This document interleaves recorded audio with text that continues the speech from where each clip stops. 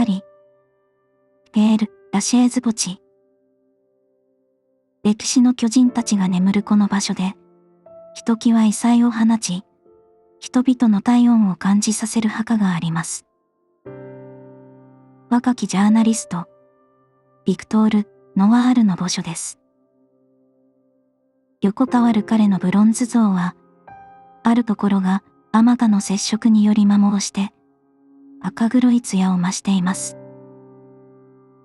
なぜ、彼はこれほどまでに愛され、触れられ続けるのか。そこには、悲劇の一言では片付けられない、時代を超えた生と死の対話がありました。1870年1月。フランスはナポレオン三世による第二帝政の黄昏時にありました。特権階級による支配に、自由を求める民衆の不満が爆発寸前だった時代です。ビクトールは共和制を支持する新聞、ラ・マルセイエーズの若き記者でした。彼は、皇帝のいとこであるピエール・ボナパルト王子の屋敷を訪れた際、不意の銃弾に倒れます。わずか21歳。しかも、彼はその翌日に結婚式を控えていたといいます。この事件は、単なる殺人事件を超え、帝政崩壊への決定的な引き金となりました。共和制を望む人々にとって、ビクトールは、独裁という、旧時代に未来を奪われた若者の象徴となったのです。葬儀に集まった20万人もの大衆。そこには共和主義者も、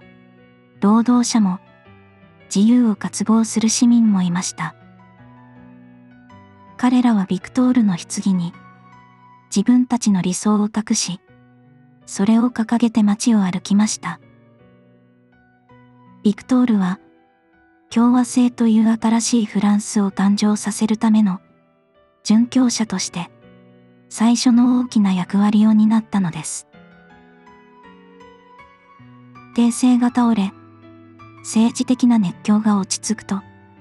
彼の死はより精神的な、深い民間信仰の対象へと変わっていきます。ここで重要なのは、ヨーロッパに古くから伝わる、使い果たせなかった生命力という考え方です。若くして、しかも幸せの絶頂である。結婚の直前に命を落とした者には、本来享受するはずだった膨大なエネルギーがそのまま宿っている。人々はそう信じました。ビクトールが果たせなかった結婚生活や子を授かる幸せを彼に触れることで自分たちに分けてもらう。これは単なる消費ではなく、死者に残された生命力を少女が引き継ぐという祈りの形でもありました。彼が子宝や恋愛の守護神となったのは、誰よりも幸せになる権利を持っていたはずの若者だったからに他なりません。1970年代に入ると、この信仰はフランスの社会変化と共鳴します。ウーマンリブ運動の高まりです。女性が自らの体、そして性や欲望について主体的に語り始めたこの時代、ビクトールの墓は、女性が自らの願いを堂々と表現する場所へと進化しました。それまで隠されていた迷信が、テレビや雑誌を通じてポジティブな、自らの願いを肯定し、明日への活力を得るための儀式として再定義されたのです。2004年に墓地当局が尊厳を守るために策を設けた際、反対の声を上げたのは、この場所を女性の自由な意思表示の場として大切に思っていた人々でした。彼らはビクトールを傷つけたかったのではなく、彼という存在を通じて自分たちの性を肯定しようとしたのです。そして2026年現在、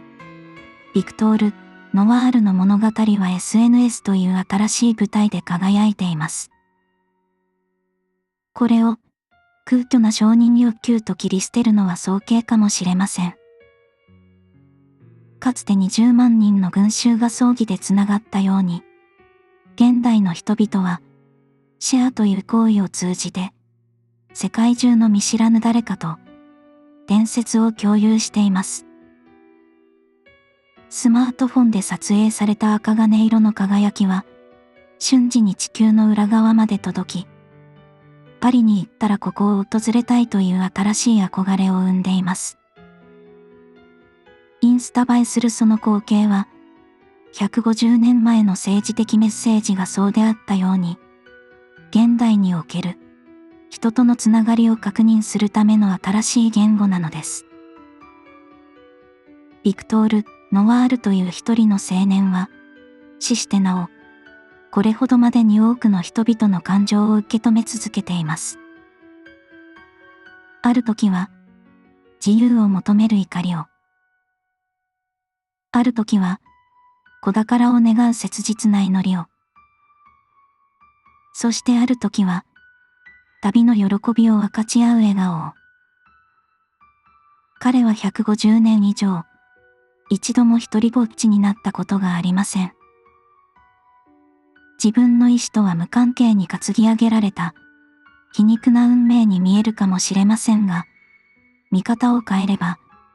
彼は時代ごとに形を変えながら、常に人々に必要とされ、愛され続けている、世界で最も幸福な死者の一人と言えるのではないでしょうか。次にあなたが、その赤銅色の輝きに触れるとき、それは単なるブロンズではなく、1世紀半もの人々の願いと、彼が分け与え続けている尽きることのない生命力に触れているのです。それこそが、ビクトール・ノワールという一人の若者が、歴史の中に永遠に生き続ける理由なのです。